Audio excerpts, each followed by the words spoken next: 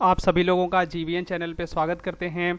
अगर आपका सपना है कि आप किसी भी विश्वविद्यालय में एज अ असिस्टेंट प्रोफेसर कार्य करना चाहते हैं, देश की सेवा करना चाहते हैं और आने वाले यूथ को पढ़ाना चाहते हैं, तो आपके लिए एक बहुत ही बेहतरीन अवसर है कि आप नेट और जेआरएफ क्वालिफाइड करें।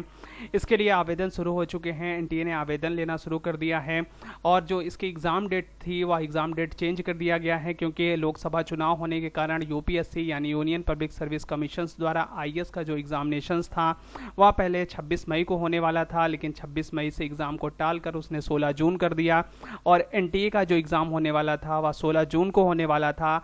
और वर्तमान समय में अब एनटीए ने नई एग्ज़ाम डेट को डिक्लेयर कर दिया है। अब आपका एग्ज़ाम 18 जून को कंडक्ट कराया जाएगा। आइए देखते हैं इस फॉर्म के बारे में डिटेल से। इसकी जो फॉर्म फिलिंग डेट है वह 20 अप्रैल 2024 से शुरू हो चुकी है। अगर आप इसका फॉर्म भरना चाहते हैं तो आप 20 अप्रैल के बाद और 10 मई से पहले फॉर्म को फिल कर सकते हैं, क्योंकि इसकी लास्ट डेट जो है वह 10 मई रखी गई है। आप 10 मई से पहले पहले फॉर्म को फिल कर दें। अगर आप फॉर्म में कोई भी गलती कर देते हैं तो आप इस फॉर्म को करेक्ट भी कर सकते हैं। करेक्शन के लिए इसकी विंडो 13-14 मई 3 दिन खुली रहेगी और आप अपने भरे हुए फॉर्म में कोई भी गलती किए हो तो आप उसे सुधार सकते हो। इसकी जो फॉर्म फिलिंग की ऑफिशियल वेबसाइट है वह है https://ugcnet.ntaonline.in पे जाकर आप फॉर्म को आसानी से फिल कर सकते हैं। अब बात करते हैं एग्ज़ाम फीस की। जनरल कैंडिडेट अगर आप हैं तो आपको 1150 रुपये पेड करने होंगे, जबकि ईडब्ल्यूएस और ओबीसी कैंडिडेट के लिए सिर्फ 600 रुपये देने होंगे। अगर आप एससी एसटी या तो फिर पीएच कैंडिडेट हैं तो आपको सिर्फ 325 रुपये देने होंगे। या फीस जो है आपको debit card, credit card, net banking के थ्रू दे सकते हैं। अगर आप एसबीआई के द्वारा ई चालान के माध्यम से भी इसका पेमेंट कर सकते हैं। एजुकेशनल एलिजिबिलिटी की अगर हम बात करें, यूजीसी नेट और जेआरएफ के लिए जो एलिजिबिलिटी है वह है आपको मास्टर डिग्री पास्ड या अपीयर्ड होना चाहिए और इसके साथ ही साथ आपको मिनिमम 55% मार्क्स आपके पास होने चाहिए। आप तब पर भी एलिजिबल होंगे जब या तो आपके पास 4 इयर्स की बैचलर डिग्री हो, तब पर भी आप यूजीसी नेट और जेआरएफ के लिए एलिजिबल रहेंगे और फॉर्म को फिल कर सकते हैं। अगर हम एज की बात करें नेट और जेआरएफ की, तो जेआरएफ के लिए जो मैक्सिमम एज है वह 31 वर्ष से अधिक की नहीं होनी चाहिए और नेट के लिए कोई भी एज लिमिट नहीं होती। आपको जेआरएफ के लिए विभिन्न प्रकार की छूट मिलेगी जो भारत सरकार के द्वारा छूट दी जाती है। ओबीसी नॉन क्रीमिलियर के लिए 3 वर्ष की छूट, जबकि एससी और एसटी कैंडिडेट के लिए आपको 5 वर्ष की छूट दी जाएगी। अगर हम बात करें एग्ज़ाम डेट की तो यह एग्ज़ाम 18 जून को होने वाला है। पहले इस एग्ज़ाम को 16 जून को कंडक्ट कराया जाना था, लेकिन यूनियन पब्लिक सर्विस कमीशन के द्वारा 16 जून को यूपीएससी यानी आईएएस का एग्ज़ाम होगा, तो इस वजह से इस वर्ष जो एग्ज़ाम डेट है इसकी चेंज कर दिया गया है, 16 से 18 जून कर दिया गया है। क्योंकि जो बच्चे नेट और जेआरएफ के लिए फॉर्म को फिल करते हैं उनमें से कुछ बच्चे आईएएस के फॉर्म को फिल करते हैं, इसलिए दोनों जो एग्ज़ाम डेट है वह एक ही दिन पॉसिबल नहीं हो सकती, इसलिए एग्ज़ाम डेट को चेंज कर दिया गया है। अब बात करते हैं सिलेक्शन प्रोसेस की। सिलेक्शन प्रोसेस की अगर हम बात करें तो इसमें से एकमात्र सिंगल स्टेज पेपर होता है, जिसमें 2 पेपर होते हैं, जिसके लिए 3 घंटे की टाइमिंग दी जाती है और यह जो पेपर होता है वह पेपर बायलिंगुअल हिंदी और इंग्लिश दोनों माध्यम में कंडक्ट कराया जाता है। अगर आपका पेपर लैंग्वेज का होगा तो सिर्फ लैंग्वेज का पेपर ही लैंग्वेज में आएगा, नहीं तो आपके सभी पेपर हिंदी और इंग्लिश में होंगे। और यह जो एग्ज़ाम है वह ओएमआर बेस्ड होगा और इसमें कोई भी नेगेटिव मार्किंग नहीं की जाएगी। इसमें टोटल 150 क्वेश्चंस होंगे और 150 क्वेश्चंस में प्रत्येक क्वेश्चंस के लिए 2 मार्क्स निर्धारित किए गए हैं, यानी टोटल मार्क्स 300 के होंगे। अगर हम बात करते हैं या टेस्ट पेपर एग्जाम पैटर्न की, तो टेस्ट पेपर जो है 2 पार्ट में बटा होगा, पेपर फर्स्ट और पेपर सेकेंड। पेपर फर्स्ट की अगर हम बात करें तो इसमें जो मार्क्स है 100 मार्क्स का होगा और टोटल नंबर ऑफ क्वेश्चंस इसमें 50 होंगे। जबकि पेपर सेकंड की बात करें तो इसमें नंबर ऑफ क्वेश्चंस 100 होंगे और इसके मार्क्स जो हैं 200 होंगे। तो आप देख सकते हैं पेपर फर्स्ट दोनों को मिलाकर और पेपर सेकंड दोनों को मिलाकर 3 घंटे की टाइमिंग आपको दी जाएगी।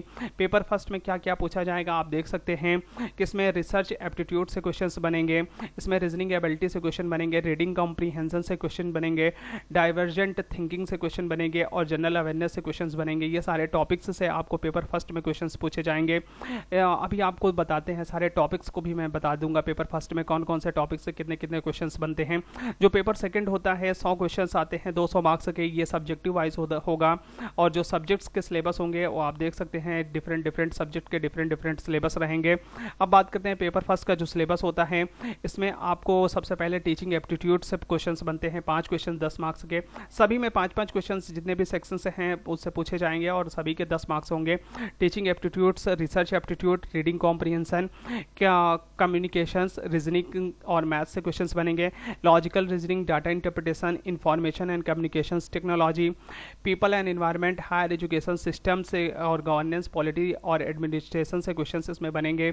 और इस प्रकार से आप समस्त टॉपिक को देख सकते हैं। सभी टॉपिक से 5-5 क्वेश्चंस आएंगे जिसके 10 मार्क्स होंगे। इस प्रकार टोटल नंबर ऑफ क्वेश्चंस 50 होंगे और आपके मार्क्स 100 होंगे। अब बात करते हैं कट ऑफ की। इसमें कट ऑफ कितनी जाती, यह जो पेपर हैं या अभी दिसंबर 2023 में हुआ, यानी प्रत्येक वर्ष 2 बार यह पेपर कंडक्ट कराया जाता है। डिफरेंट सब्जेक्ट के डिफरेंट कट ऑफ जाती है। इकोनॉमिक्स एंड रूरल इकोनॉमिक्स की अगर बात करें, जनरल कैंडिडेट के लिए कट ऑफ 154 रही है, जबकि ओबीसी नॉन क्रीमी लेयर के लिए 138 नंबर रहा है और ईडब्ल्यूएस के लिए 142, एससी के लिए 130, एसटी के लिए 126 नंबर कट ऑफ गई थी। अगर हम बात करें पॉलिटिकल साइंस की, पॉलिटिकल साइंस में जनरल के लिए 190 नंबर, ओबीसी के लिए नॉन क्रीमी लेयर के 174, ईडब्ल्यूएस के लिए भी 174, एसटी के लिए 162 और एसटी के लिए कट ऑफ 156 नंबर गई थी। आप देख सकते हैं डिफरेंट सब्जेक्ट की जो कट ऑफ होती है वह डिफरेंट ही जाती है। अगर फिलॉसफी की बात करें तो जनरल के लिए 196, ओबीसी नॉन क्रीमी लेयर के लिए 180, ईडब्ल्यूएस के लिए 182, एससी के लिए 172 और एसटी के लिए 152 नंबर कट ऑफ गई थी। आप जिस भी सब्जेक्ट से फॉर्म फिल करते हैं, आप उस फॉर्म फिल करते समय उसकी कट ऑफ को जरूर देख लें। इससे आपको पेपर में कितने मार्क्स लाना है आपको ये बहुत ही आसानी रहेगी। सोशोलॉजी की बात करें, अनरिजर्व के लिए 184, ओबीसी नॉन क्रीमी लेयर के लिए 168, एडब्ल्यूएस के लिए 168, एससी के लिए 154, एसटी के लिए 150 नंबर की कट ऑफ गई थी। अगर हम बात करें अगले सब्जेक्ट की हिस्ट्री की, तो जनरल के लिए 182, ओबीसी के लिए 170, ईडब्ल्यूएस के लिए 168, एससी के लिए 158, एसटी के लिए 152 नंबर कट ऑफ गई थी।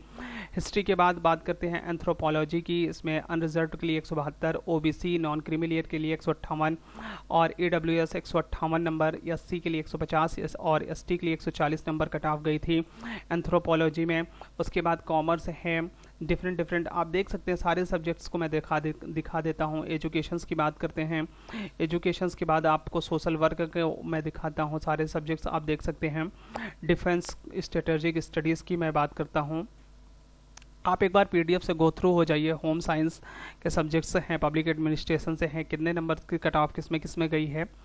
आप एक बार ज़रूर पीडीएफ को इसको डाउनलोड कर लीजिए। इसकी ऑफिशियल वेबसाइट में दे देता हूँ आपको डिस्क्रिप्शंस बॉक्स में, और उस लिंक को क्लिक करके आप पीडीएफ डाउनलोड कर लीजिए। और पीडीएफ डाउनलोड करने के बाद आप इसको आसानी से देख लीजिए। आप जिस भी सब्जेक्ट से फॉर्म फिल करते हैं उसकी कट ऑफ अपने पास ज़रूर रखिए कि हमें इससे 10 नंबर अधिक ही सोचना है और एग्ज़ाम में लाना है, जिससे हम अपने कट ऑफ को क्लियर कर सकें।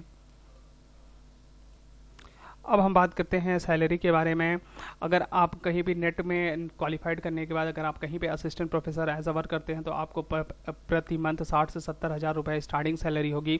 जबकि जेआरएफ की बात करें तो आपको 40 से 50 हज़ार रुपये पर मंथ बहुत ही आसानी से मिल जाएगा।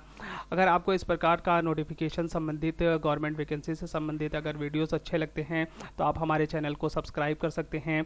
हमेशा आपको बहुत ही बड़ी PDF को नहीं पढ़ना पड़ेगा, आसानी से एक ही वीडियो में सिंपल तरीके से आसानी से समझा दिया जाएगा क्या क्या इंपॉर्टेंस है उस PDF के अंतर्गत। अगर यह वीडियो आपको अच्छा लगा हो तो आप इस वीडियो को लाइक कर सकते हैं। अगर किसी को ज़रूरत है तो आप इस वीडियो को शेयर कर सकते हैं। अगर आप हमें कोई भी सुझाव देना चाहते हैं तो आप हमारे कमेंट बॉक्स में ज़रूर कमेंट करें, हम आपके हमेशा आभारी रहेंगे। आपको वीडियो देखने के लिए बहुत बहुत धन्यवाद।